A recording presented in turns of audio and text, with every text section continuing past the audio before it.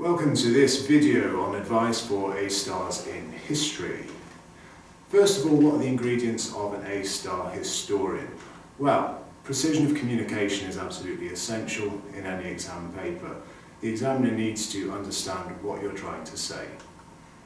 Your answers always have to be well focused on the question, not going off on random tangents.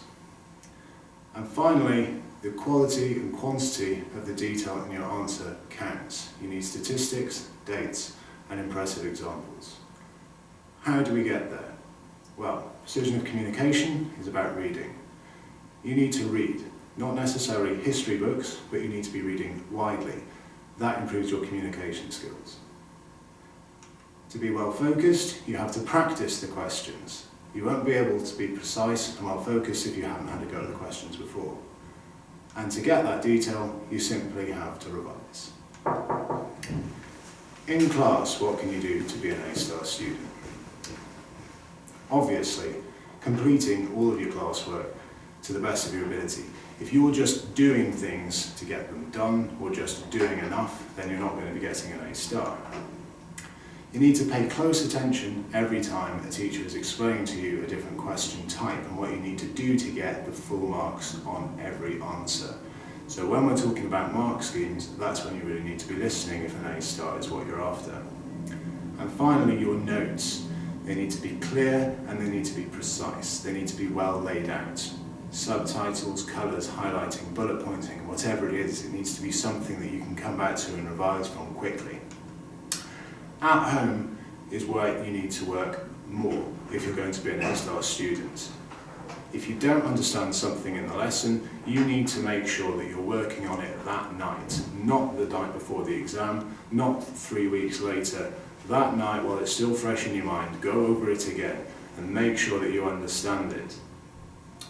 Redraft work you're unhappy with. Don't just tolerate it if it's half marks. Do it again, bring it back to your teachers, we will mark it, and that's how you're going to make sure that you get an A-star. And finally, you need to find a revision technique that works for you.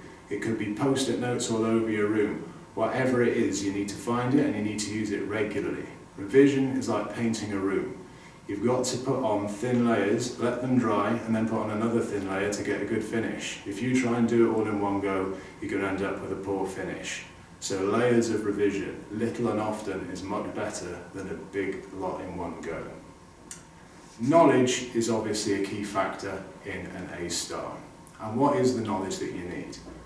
Well, there's lots of it in history. It's a knowledge-driven subject. If you don't know it, you can't do it. You need to know dates.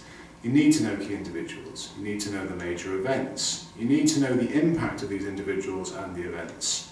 You need to know how all these individuals and events link together and how they cause each other or are caused by each other. You need to know statistics. It's all well and good saying employment is going up, but an A-star student would tell you by how much and in what years. And you need those precise examples as I've just demonstrated. The importance of mark schemes is another key feature in being an A-star student. You can't afford to drop many marks to get an A-star. You're typically looking at around 90% of the marks. You need to be always hitting the top band of the mark scheme on every single question. To do that, you must know what the technique is. You could know everything there is to know about it, but if you write your answer in a way that doesn't satisfy the mark scheme, you won't get the marks. The way you do that is, in addition to paying attention in class, visiting the exam websites, looking at past papers, looking at the mark schemes. It's not particularly interesting, but it is how you're going to find out what top marks requires.